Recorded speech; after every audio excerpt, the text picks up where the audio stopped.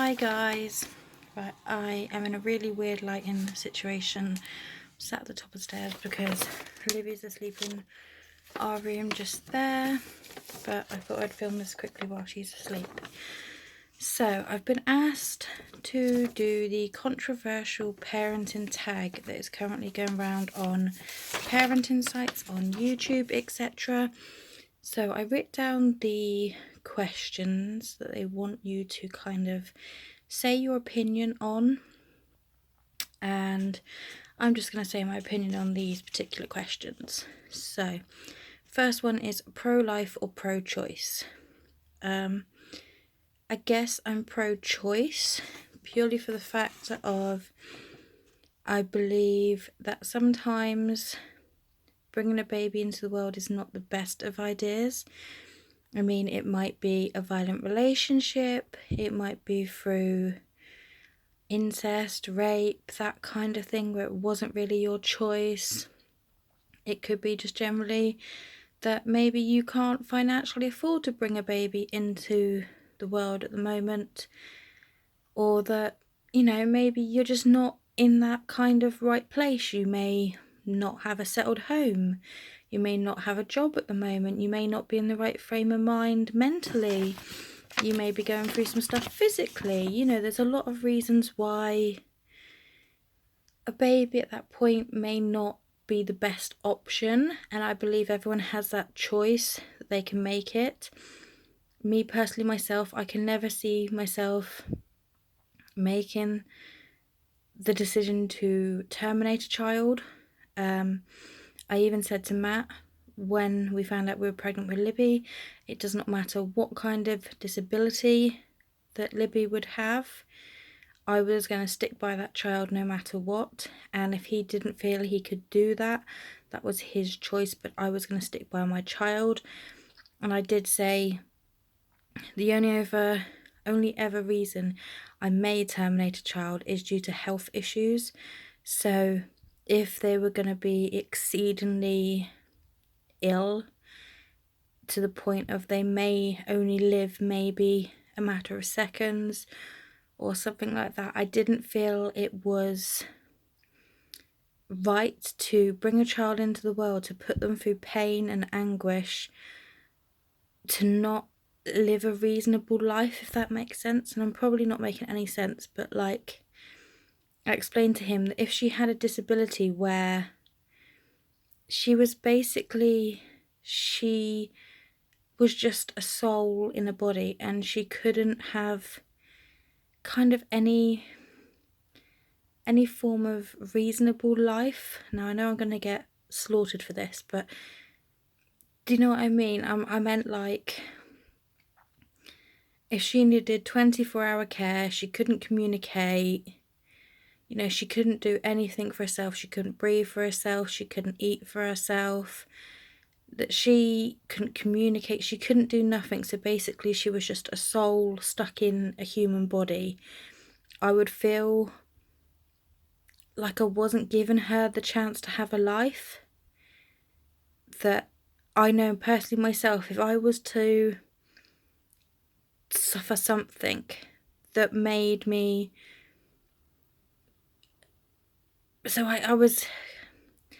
I didn't have a life basically. I was existing, but that I couldn't feed myself, I couldn't breathe myself, I couldn't do nothing myself, I had to be solely reliant on somebody, that I couldn't communicate.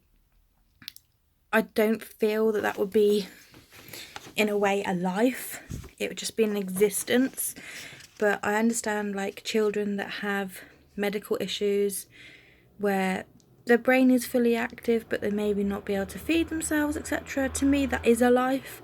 You know, they still have their own mind and their own body, and they may not be able to feed themselves, etc., but they can communicate in way, shape or form. You know, they can communicate by blinking, or you can get the machines now, can't you, where they can look at it and it will say the word and stuff. They have that way of communicating, and I feel like that way of communicating is a big thing. So if ever Libby were to be born, obviously she wasn't, where she was basically just existing with help, she didn't really have a life in my eyes.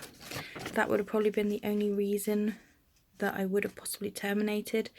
But other than that, I would have gone ahead. Doesn't matter what disability I was having that child. It was only if she did not have a valid form of having a decent life, in my opinion, which I'll probably get slaughtered for, but that's my opinion. That was the only reason I may have terminated, but I was determined I wasn't. Baby wearing is another one. I personally didn't do it myself, but if that, you know, I don't discriminate. If you feel that's the best thing for your child, you carry on and do that. So I kind of am pro in a way, and I'm con, because at the end of the day, if you want to do it, it's your choice, it's your child. Circumcision, kind of half and half. I mean, you're making a decision for your child and they don't have the chance to have an opinion on it. Now, obviously, if it's for medical reasons, I totally am for it and I totally get that. Some people do it for religious reasons. Now, if they've never known no different, you know, I can kind of see their religious point of view, that it's their religion and they do things for the religion and it's done at such a young age that they don't really remember it. So I suppose depending on if it's for your religion or if you're generally doing it for a medical reason or if you're just doing it for the hell of it, it's another thing where it's your decision, it's your child. Personally, if I had a little boy, unless it was for a medical reason, I probably would not have it done because it's not my religion, and unless it was for a medical reason, obviously he wouldn't need it done. Adoption, I think adoption is a brilliant thing.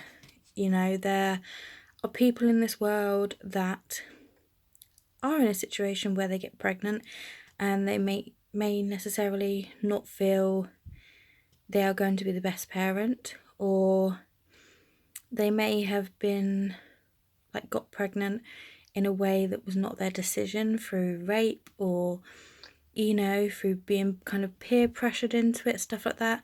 You may not be in the right position mentally, physically, etc. to be a parent, but that is not the child's problem in a way. The child never got asked to be brought into this world. Two people made that decision. And I believe there are a lot of families out there that for some reason or another they cannot have children, and I believe adoption is a brilliant idea because, you know, it helps the person who is opting for adoption because they know that their child's going to go to a family and have a brilliant life. And if they feel they could not give that child the best life personally, they're giving that child the chance to have the life that they couldn't give them in a way. They may not feel ready for a child. They may not believe in abortion. But do you know what I mean? There's so many families out there that can't have kids. So I believe adoption is a brilliant thing, especially for people that can't have kids, or for some reason they may not be able to carry full term or something like that. I think that's a brilliant idea. Baby piercing like their ears, etc. Now, I had mine done at a very young age. I cannot remember being in any pain because I was quite young. I'm kind of half and half for it. I think for Libby, we will personally let her make her own decision in that. So when she's old enough, if she chooses to have it done, she can have it done. But also I believe it should be my decision if I want to do it, because also it's not a, I'm going to get slaughtered for this, but it's not really that big a deal. If I got Libby's ears pierced now and then later on in life she decided she didn't want her ears pierced, you can take them out and they will grow over. I mean, I've had mine pierced for ages. I hardly ever wear earrings and mine has grown over, and one ear hasn't grown over properly. Like, I can still put an earring in it without too much fuss. Sometimes I do wear earrings, sometimes I don't, but I can go months and months and months and months and months where I don't wear earrings. It doesn't faze me, you know. So I'm kind of half and half for it, but we personally, I think, are going to leave Libby to make her own decisions. Breast milk versus formula. All the way through my pregnancy, I was determined I was going to breastfeed. Libby would never latch. We tried so many times, she would never latch. So we went on to formula. It was not really what I planned, but at the end of the day, As long as my baby is getting fed, I'm happy. I did express, but we found that every time we gave her my milk, she was throwing up directly after a feed. It was like it was too rich for her. Now, hands down to the people that are still breastfeeding their children or do breastfeed their children. Congratulations to you, but I will never look down or frown upon or be disgusted or anything by a mum that has formula instead of breast milk. It's each to their own. At the end of the day, I see it as long as the child is fed. I do not mind if it's breastfeeding. I do not mind if it's formula feeding. I do not mind if it's expressed feeding. As long as that baby is cared for and is fed, I really don't care how it is fed. That is the mother's choice, and I believe it should be up to each mother, and we shouldn't discriminate on if they are not fed by breast milk, they're fed on formula, etc. That is their own choice. As long as the kid is happy and healthy, surely that is the main aspect, not the fact that they're getting fed by formula, etc. Next one is the cry it out method versus other methods. Personally, myself, we never ever did the cry out method. Like I say, we didn't. We did and we didn't. Libby would be a bugger to go down. She's not so much now. She goes down in about 10 minutes now. But at one point she was a real bugger. And I kept getting told by people, try the cry out method. And I hated the idea of her sitting there and crying and knowing that mummy or daddy was not coming to her. I hated that she may have thought that we'd abandoned her or stuff like that. Now, people told us to do the cry out method. One night they told us, oh, just let her cry out. She'll cry for about 45 minutes and, just keep going in and settling her down and coming back out. We went for 6.5 hours and she didn't give up once. She cried and cried and cried and cried the 6.5 hours. I was at my wit's end. I hated it. I hated her feeling like we'd abandoned her. Even though we were going in and seeing to her, I hated her feeling that we'd abandoned her. And personally, I would not do the cry out method. Like I say, we left it and we were here. We kept on going in the room. We kept lying her back down, giving her a dummy, etc. She would not. 6.5 hours she kept it up. We had the neighbours knocking on the doors, asking if she was all right. We explained we were trying to get her to sleep in her own bed. And, when you live in a quiet cul-de-sac and when you have every neighbour in that cul-de-sac knocking on your door asking if your child is okay, I don't feel that is right. Personally, ourselves, we would just let her fall asleep in our bed and we would move her to her bed. Now, she has got herself into a routine that Matt is now on lates, so she prefers to come into our bed and fall asleep cuddling into mummy, and then mummy will move her into her bed. When Matt is on earlies, she likes to go up and go straight into her bed. That is her decision that she's made, and I just figure as long as she is going to sleep, it does not matter if she goes to sleep in our bed or in her bed. We have the stairgate up, so now she can get out of her bed and come into our bed whenever she wants, so she feels that freedom to come to ours. It's not like she's shut in or anything. And she was in our room until she was, I think it was maybe June, maybe a bit before. So she was like a year and 4 months maybe June, it might have been a bit earlier, but she was over a year. She was in our bed. She didn't like sleeping in the cot from a young age. As soon as we bring her home, we put her in the Moses basket. I think she settled in the Moses basket for about a week, 2 weeks. She didn't like to touch the sides of it, so she wouldn't sleep. So she did co-sleep with us for a little bit, but we kept attempting to get her into the Moses basket. Then we realised she didn't like it because she was touching the sides. We put her in a cot, but she still didn't like that because when she rolled over, she could still touch the sides. We found that she was sleeping in our bed a lot better as a double bed. So we tried a toddler bed, and we found that still she didn't like it, because if she lied and kind of put her arms out a bit like a cross, she could touch her sides, and she hated that. We didn't try the single bed because we already had a double bed base. We already had a double bed, and we'd upgraded our bed from a double bed to a king size. So as that double bed was going into her bedroom anyway, we put her in a double, and she has actually slept the best she slept ever. She's still not necessarily sleeping through the night. We still have the odd few nights where she does get up in the night, but most of the time she sleeps down well in that bed. So it's kind of not worked for us, the crying out method. We just personally stuck by it, kept putting her in the bed. As long as she was going to sleep, we didn't really care if it was our bed or her bed. Obviously, as parents, we were so tired, but we just tried. The next one is spanking. I'll admit now, I have hit Lippy across the butt. I believe maybe in moderation it is acceptable. I mean, I grew up having my butt smacked if I was exceedingly bad. If I did something really bad, I had my butt smacked. Not hard enough to leave a mark, but enough that it hurt for a few seconds, if to say that wasn't like normal telling off. And it never did me no harm. I think as soon as you say spanking, people presume it's kind of like beating the hell out of the child.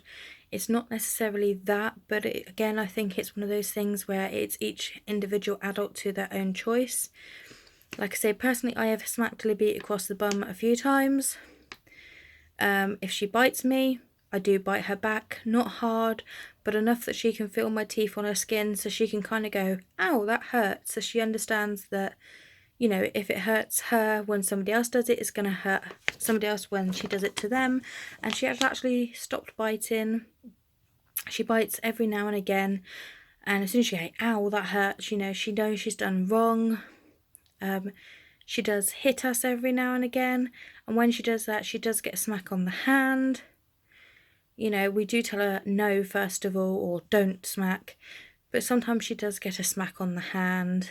Not very hard again, just enough so it's something a bit different than usual, and she's kind of like, ow, that stang. So she understands that, again, if it hurts when somebody does it to her, it's going to hurt somebody else. So she doesn't do it, you know, she maybe hits maybe once a month, if that. So it's not like I'm beating her.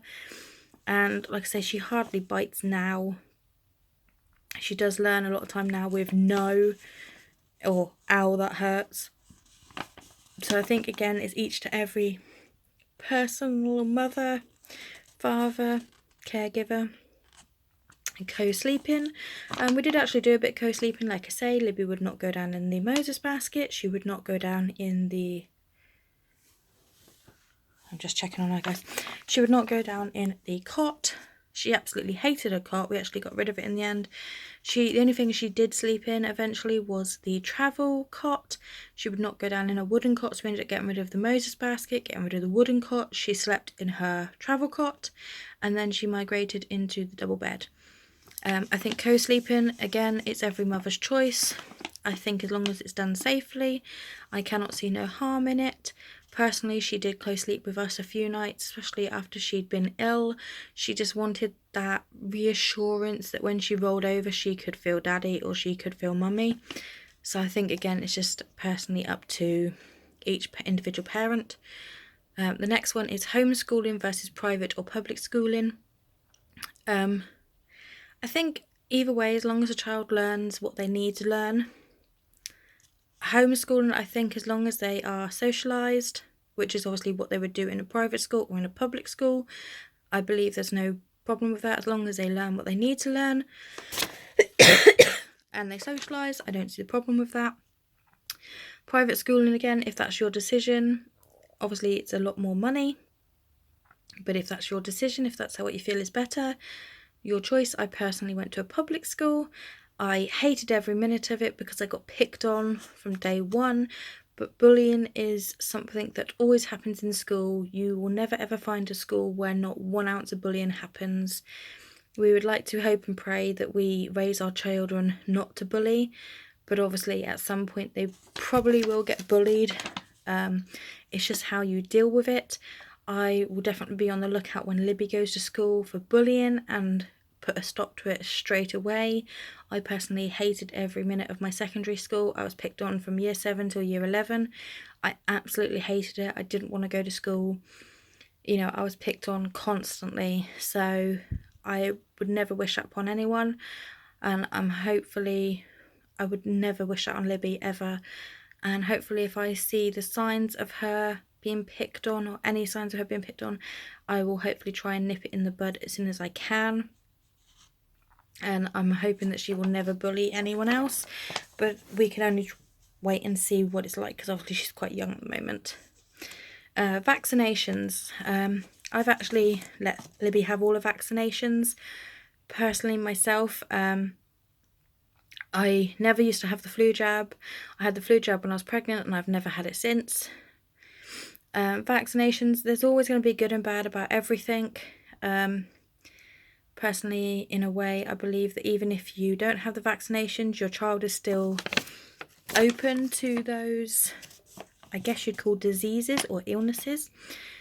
So even if you have a vaccination against them, that chance is still there. They may just not have a bigger reaction to it because they've had it to try and stop it.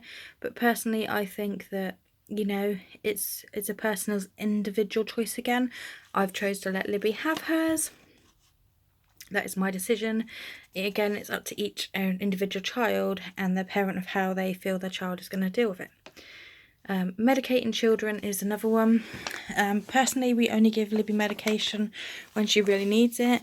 So we've only ever given her Calpol and ibuprofen every now and again. Ibuprofen we only gave to her when she had a severe temperature, and that was under the instructions of the hospital.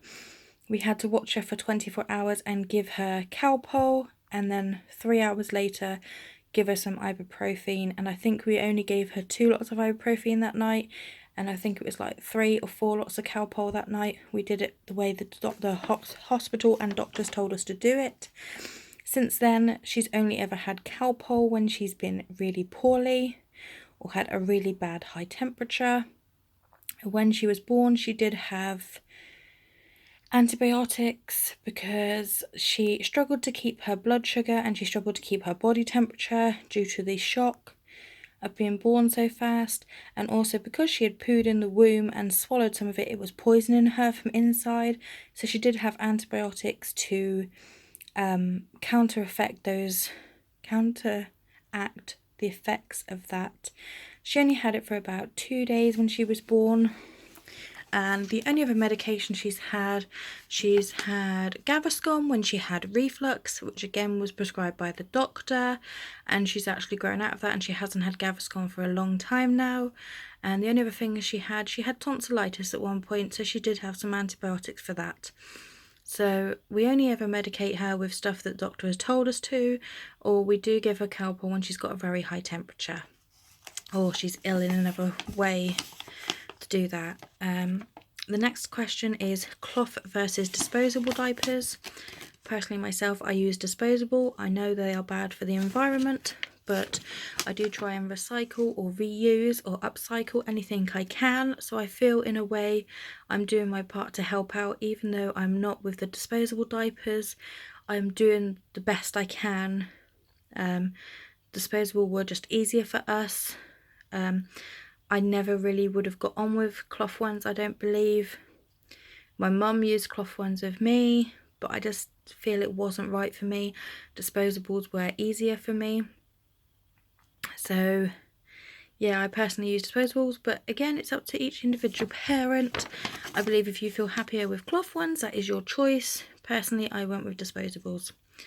And then the last question is store-bought food or homemade food. I know in a great world we'd all feed our children homemade food, but in the real world there is times where you're going to have to use shop bought. Obviously, if you have the time and you can, I think homemade is better and you can take it out and about with you, etc. We personally did try Libby on a few of the pre-made jars that were shop bought. She never really agreed with them. We also did homemade, which she never really agreed with. The only thing she really agreed with, when she had baby rice, she was sick, so we didn't give her that. When we tried her porridge, one day she'd eat it, next day she wouldn't. We tried the fruit pouches. The fruit pouches actually did go down quite well with her, the shop bought ones. We also did homemade ones, which some of them went down well, other ones not so keen. So I think it's all on the choice of the child. I know the shop bought ones, everyone is saying is full of sugar, but when you think about it, the fruit pouches and stuff, they're going to have natural sugars in it as well. So it's kind of pro and con, because if you do your own with natural products like your fruit, it's going to have natural sugars in it anyway, which obviously probably not the best for children, but it's fruit and you're going to make it into puree, so it's your decision. There is obviously pros and cons about everything, and to make them last that longer, they've probably got chemicals and stuff in, but I believe that your child is probably going to come into contact with those chemicals at some point. And I believe in a way that children should be open to things like that, because then they can get a little bit of resistance to them. It's kind of that whole, if you're in a glass ball kind of bubble kind of thing, if you shut yourself away from everything and you don't allow children to get coughs and colds and stuff, they're never going to grow an immunity to it, because they're basically kept in a sterile environment and too clean and stuff like that. Now, I understand some medical conditions, that is what they have to have, which is fully fine. It all depends on how the child is, the medical condition, etc. But personally for Libby, she had a few shop bought ones, she had a few homemade ones, and yeah, it was just what she fancied at the time. Sometimes we would open a shop bought jar, she would eat a spoonful of it and didn't want the rest, and it would just get chucked away. Other times we'd give her a homemade one, she'd only eat one spoonful of it and it got chucked away. You know, it's each to that child's individuality and the parents' individuality. So I feel it's just another thing where, personally myself, I'm kind of half and half.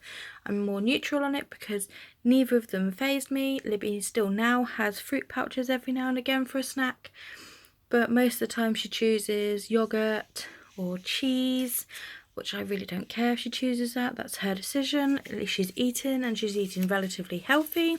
She doesn't have that much chocolate, she doesn't have that many crisps, etc. So she is eating reasonably healthy. So yeah, that's my opinion on the controversial parenting tag that's going around on YouTube. I probably get stick for this because obviously my opinions are not going to necessarily be the same as other people's, but each to their own opinion. This is what this controversial tag is all about. Just mum's putting their own personal views across. So yeah, if there's any other tags you'd like me to do, guys, please let me know, and I will be filming some more videos soon. If there's any video ideas, please let me know in the comments. I'm going to be doing a Q&A soon. I have a Christmas one sorted. I have Christmas questions. If you still want to add Christmas questions, that's fine. Please write below. If you want any other questions answered, please put them below and I'll put them in my normal Q&A. And thanks for watching. Don't forget to like and subscribe if you like what I do. And like I say, any video ideas, please put below. And thank you if you are subscribed. And I'll see you soon, guys. Bye.